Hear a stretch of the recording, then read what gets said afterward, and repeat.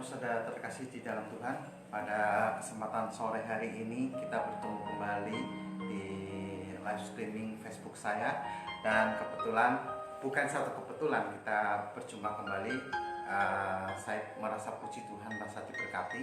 Tadi pagi kita sudah bisa ibadah dengan lancar, dan sore hari ini sebelum kita ibadah mendengarkan kebenaran firman Tuhan, kita siapkan hati kita untuk berdoa terlebih dahulu. Bapa di dalam surga, kami mengucap syukur dan berterima kasih buat kasih-Mu, buat anugerah-Mu yang terindah sore hari ini Tuhan, menjelang malam Tuhan. Bapa, seharian kami sudah mendengarkan seluruh kebenaran firman-Mu, dan sore hari ini kami rindu sekali untuk mendengarkan kebenaran firman-Mu, dan biarlah firman-Mu terus tidak hanya bertumbuh di dalam kehidupan kami, tetapi kami menjadi buah dan menjadi dampak bagi banyak orang. Bapa, tutup bungkus setiap kami dengan kuasa darah kudus-Mu, urapi bibir lidah hamba-Mu untuk menyampaikan kebenaran firman-Mu, pakailah bibir lidah hamba-Mu untuk menyampaikan kebenaran firman-Mu, dan setiap roh-roh yang kurang berkenan di hadapan-Mu yang ingin mencuri kebenaran firman-Mu daripada-Mu Tuhan, kami patahkan, kami hancurkan dari dalam nama Tuhan Yesus Kristus. Tuhan Yesus, berikanlah kami hati seorang murid untuk selalu duduk diam di bawah kaki-Mu. Bapa, sembunyikan hamba di belakang salib-Mu, dan kami siap mendengarkan kebenaran firman-Mu. Haleluya, amin. Saudara terkasih di dalam Tuhan, dan pada sore hari ini saya ingin menyampaikan satu yang terlewati oleh kita seorang pengikut Kristus. Dan saya sebelum memulai, saya ingin menanyakan kepada saudara semua, saudara Kristen sudah berapa lama? Mungkin saudara bisa menjawab dalam diri saudara, dan hanya Tuhan yang tahu. Nah, saudara mungkin menanyakan, Pak, saya dari kecil, tahu nggak Kristen itu berasal dari mana? Awalnya disebut Kristen. Yuk kita sama-sama buka di Kisah Para Rasul 11 ayat 26. Saya akan bacakan. Mereka tinggal bersama-sama dengan jemaat itu 1 tahun lamanya, sambil mengajar banyak orang. Di Antiokhia lah murid-murid itu untuk pertama kalinya disebut Kristen. Saudara sekalian, jadi bukannya di Yerusalem pertama kali Kristen itu ada, tetapi di Antiokhia lah mereka murid-murid Yesus yang mulai disebut namanya Kristen. Nah, saudara terkasih, saya ingin menyampaikan banyak orang Kristen yang kadang-kala salah kaprah. Ya, di sini saya akan membacakan di 1 Korintus 3 ayat 11. Karena tidak ada seorang pun yang dapat meletakkan dasar lain daripada dasar yang telah diletakkan, yaitu Yesus Kristus. Saudara semua, kita sebagai pengikut Kristus, dasar pokok dasarnya itu siapa? Bukan YHWH, bukan yang lain, tetapi Yesus Kristus adalah tolak ukur kita. Dan di sini sekali lagi di 1 Korintus 3 ayat 11, karena itu tidak ada seorang pun yang dapat meletakkan dasar lain daripada dasar yang telah diletakkan, yaitu Yesus Kristus. Saudara sekalian, saya sebetulnya sangat miris sekali. Saya mendengarkan banyak para gereja sekarang yang sudah mulai menggunakan seperti memanfaatkan jemaat seperti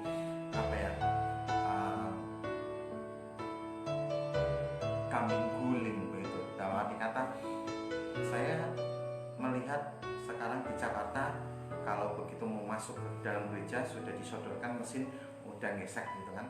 Jadi persembahan mau berapa per bulan, mau berapa tinggal ngesek, udah ditotong seperti itu. Dan kedua, saya dapat kabar dari Magelang, ada seseorang yang memiliki, ya katakanlah orang mampu, orang kaya.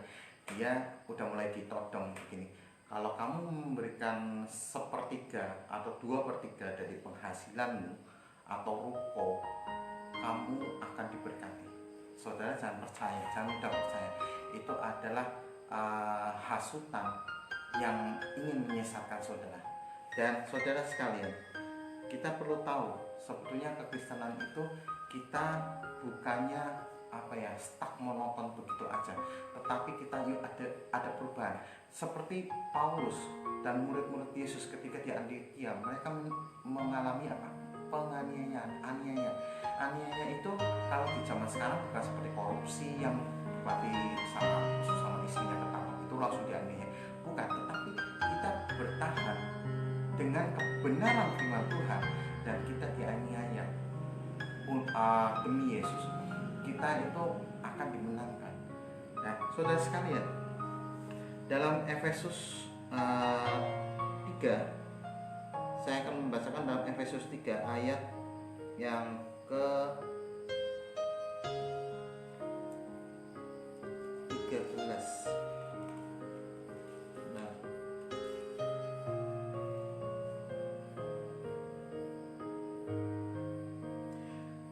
Efesus 3 ayat 18. Di sini Paulus berdoa, "Aku berdoa supaya kamu bersama-sama dengan segala orang kudus dapat memahami betapa lebarnya dan panjangnya dan tingginya dan dalamnya kasih Kristus." Saudara sekalian, kita banyak orang yang meragukan sekarang, untuk era sekarang meragukan kasih Kristus. Kasih Kristus yang seperti apa sih sebetulnya? Kasih Kristus yang memberikan kita satu berkat dalam arti kata bukan seperti bukan dengan materi ya, bukan diukur dari materi, tetapi kita bisa melihat, menghirup, dan juga makan, mendengarkan, tangan bisa bergerak, kaki bisa bergerak, semua organ bergerak, itu merupakan berkat. Dan saudara jika melakukan di saat seseorang, katakanlah kalau orang kaya memberi itu sudah tidak heran, tetapi kalau ketika saudara lagi keadaan tidak mampu, saudara tidak mampu, nggak ada uang, saudara bisa memberi, itu hal yang luar biasa yang Tuhan lihat dari kita.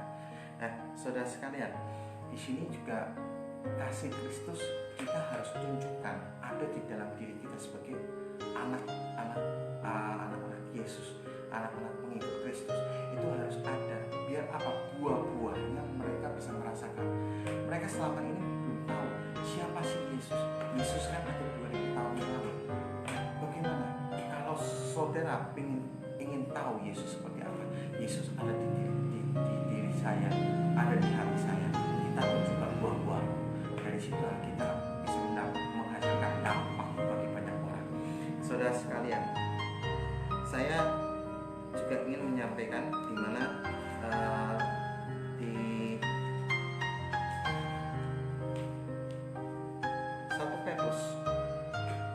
1 Petrus 3 ayat 14. "Tetapi sekalipun kamu harus menderita juga karena kebenaran, kamu akan berbahagia. Sebab itu janganlah kamu takuti apa yang mereka takuti dan janganlah gentar." Saya sudah mengatakan, kita dalam penderitaan sebagai pengikut Kristus, kita jangan gentar. Saudara jangan punya pemikiran ya, zaman sekarang orang hanya ingin yang menyenangkan daging, enak didengar telinga. Ikut Kristus itu pikul salib dan menderita bersama Yesus. Bukannya semata-mata langsung, kamu ikut Kristus langsung kaya raya. Enggak seperti itu. Tetapi ikut Kristus itu penuh dengan penderitaan, penuh dengan caci maki, penuh dengan apa? Karena di dunia ini tidak ada yang sempurna, tidak ada yang kekal, semuanya fana semua. Nah, ketika di 1 Petrus 3 ayat 14 dikatakan, "Tetapi sekalipun kamu harus menderita juga karena kebenaran, kamu akan berbahagia. Sebab itu janganlah kamu takuti apa yang mereka takuti dan janganlah gentar." Yuk, kita sekarang mulai belajar bisa menjadi teladan bagi orang-orang yang percaya. Meskipun saya kasih kesaksian, saya sendiri juga menderita, ya kan? Dalam arti kata saya puji Tuhan, meskipun rumah kontrak saya harus pindah gitu kan. Tetapi di sini saya adalah seorang hamba Tuhan untuk menyampaikan kebenaran firman Tuhan.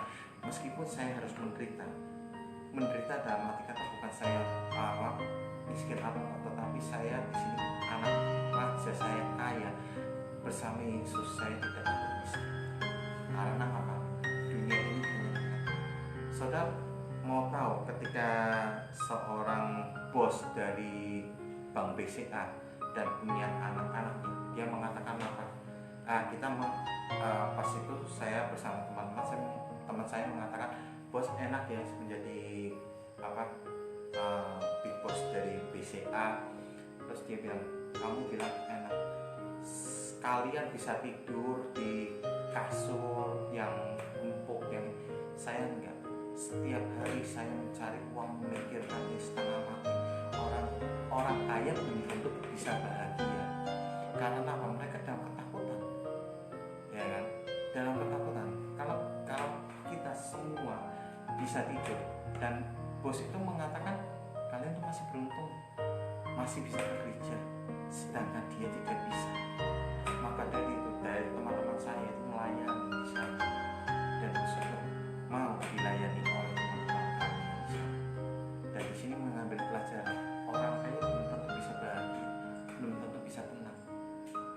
Dari sinilah saudara. Nah, perlu diketahui apa yang mereka takuti, apa yang kita takuti, kita nggak usah takut, mereka juga takut. Dan kita jangan gentar, kita harus menjadi contoh dan teladan. Kita lanjut di dalam 1 Yohanes 3 ayat 18. Anak-anakku, marilah kita mengasihi bukan dengan perkataan atau dengan lidah, tetapi dengan perbuatan dan dalam kebenaran. Kita melakukan dengan kasih, baik itu dalam bukan hanya dalam perkataan atau lidah saja, tetapi dengan perbuatan dan kebenaran. Dari situlah kita melakukan perbuatan dan kebenaran. Saya sudah sering katakan, perbuatan tidak dibenarkan oleh Tuhan, tetapi perbuatan itu sendirilah nanti yang akan Tuhan nilai. Dan iman kita sekarang ini, mungkin saudara perkataan perempuan jadi banget bikin bingung.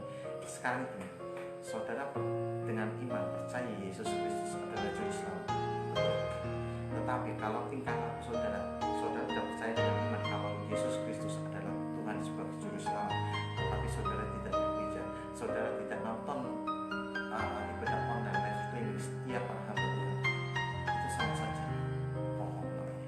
Nah, saudara melihat live streaming, jangan melihat apa gerejanya, jangan melihat pendetanya. Pendeta ini ngantuki, pendeta ini pengajarannya hanya ajar, terus pengajarannya seperti yang ini malah saya suka ngelawak. Tidak bisa seperti itu. Tetapi saudara, kalau misal kata itu satu paket, ya kan?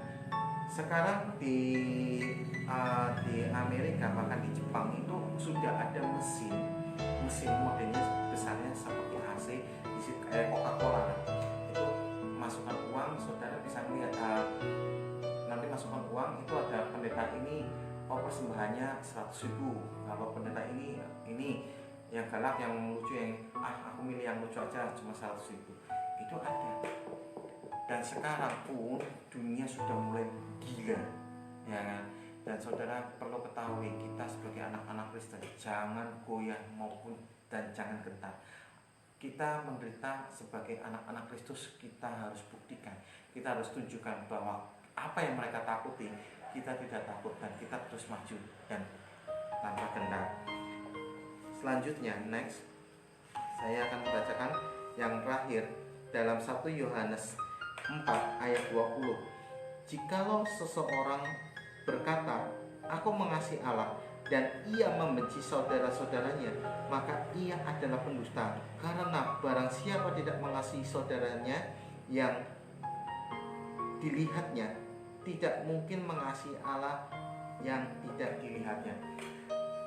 Jadi saudara sekalian, saudara jangan mengaku seorang pengikut Kristus sebagai seorang Kristen yang kalau saudara-saudaranya mulai mengalami satu penderitaan atau apa, bisa kata kayak pandemi sekarang, saudara bisa melihat ya saudara-saudara kita yang di luar sana, saudara-saudara kita di dalam lingkup Yerusalem, dan arti kata keluarga kita bisa melihat saling membantu, saling menolong, saling mendukung.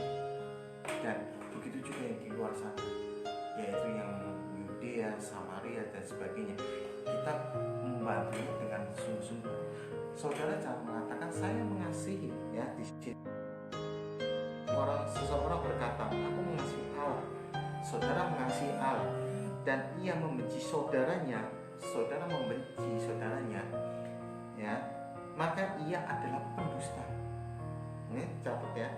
Karena barang siapa tidak mengasihi saudaranya yang dilihatnya, ya, tidak mungkin mengasihi Allah yang tidak dilihat.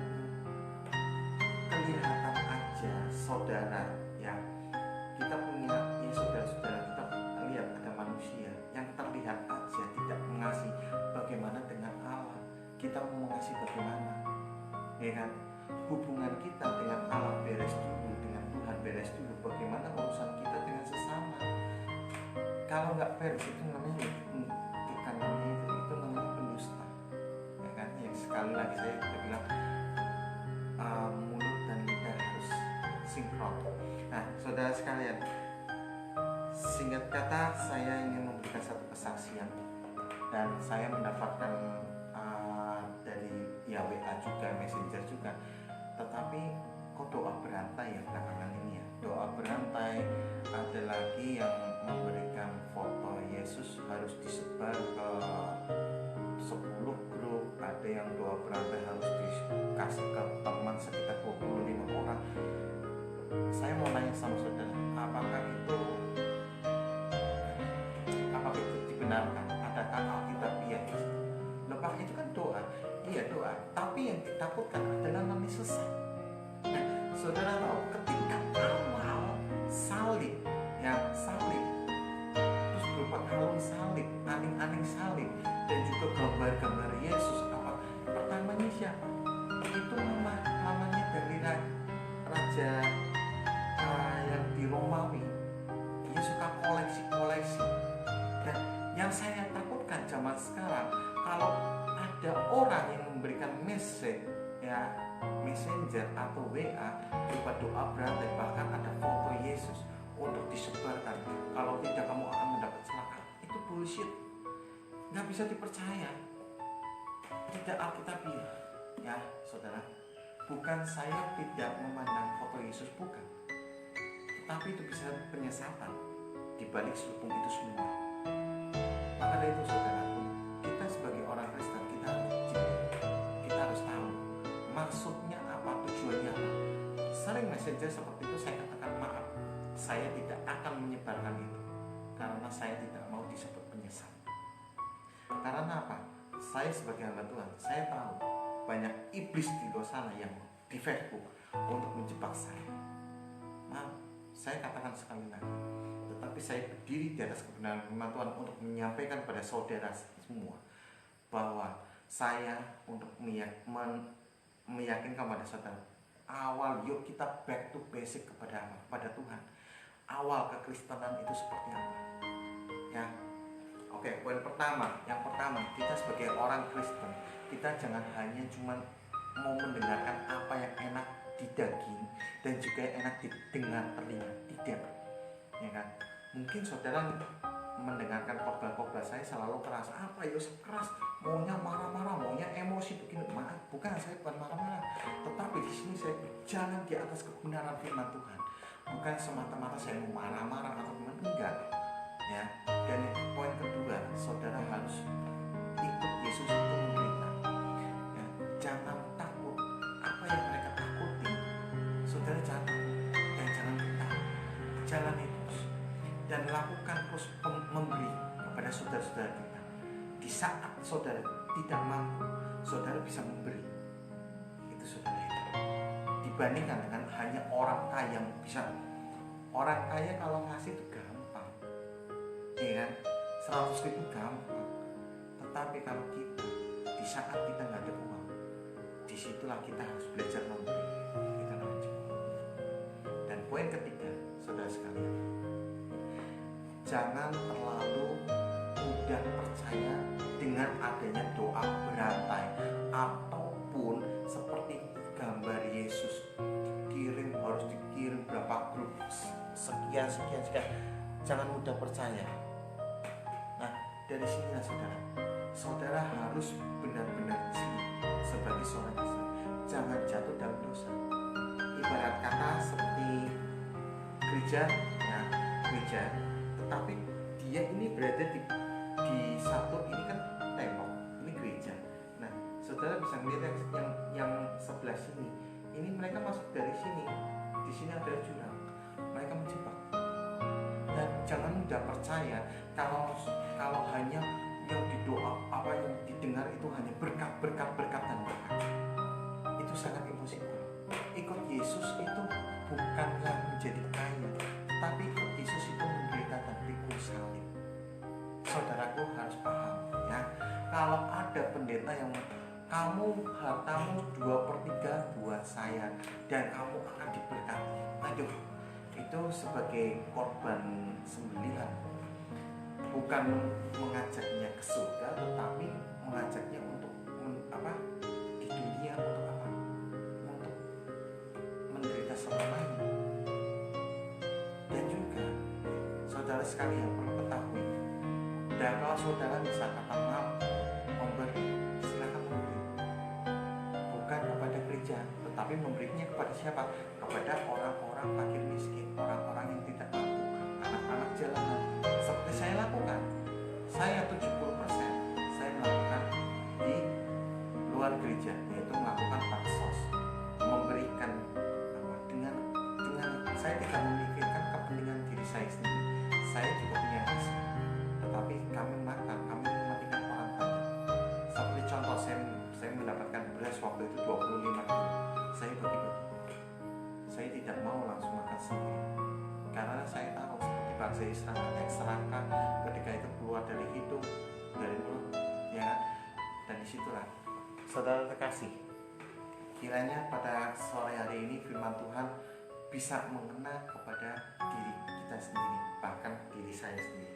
Dan disinilah kita belajar untuk pertamanya kita disebut orang Kristen. Pertama-tama itu bukan di Yerusalem, ya, tapi di Antioquia.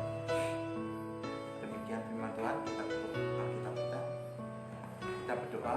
Mungkin ada saudara yang punya permasalahan, yang putus pengharapan, dan bahkan ada yang sakit. Sekali lagi saya ingin mendoakan, Bapa di dalam surga, kami mengucap syukur dan terima kasih pada hari ini firman-Mu terus mengena di hati kami, Tuhan. Dan Tuhan, terima kasih untuk santapan firman-Mu. Kami bersyukur karena Engkau baik melalui hamba-Mu, Tuhan. Bapak, Engkau melihat tangan-tangan yang terangkat, yang memiliki sakit penyakit, Tuhan Engkau sembuhkan. Karena oleh bibir-bibir-Mu semua sakit penyakit sudah disembuhkan. Dan orang yang mengangkat tangan putus pengharapan, Engkau berikan pengharapan yang baru. Dan mereka yang tidak punya jalan keluar, tidak punya pekerjaan, Engkau berikan pekerjaan, Engkau berikan jalan keluar buat mereka, Tuhan, di dalam nama Tuhan Yesus Kristus. Terima kasih Tuhan. Tiba saatnya kami mengangkat kedua tangan kita. Terimalah berkat rahmat Allah Bapa yang Maha Kuasa, persekutuan yang kudus dengan para malaikat yang kudus, bersama Putranya yang tunggal, Tuhan Yesus Kristus, mulai sekarang sampai selama-lamanya. Terpujilah Engkau Tuhan. Haleluya. Saudara terkasih di dalam Tuhan, pada saat ini saudara bisa menyaksikan recordingnya di YouTube. Nanti saudara bisa putar lagi. Yang ibadah pagi saudara bisa putar di YouTube, sudah bersedia, dan silakan komen. Kiranya Tuhan Yesus memberkati. Kita sampai jumpa di minggu berikutnya. Shalom.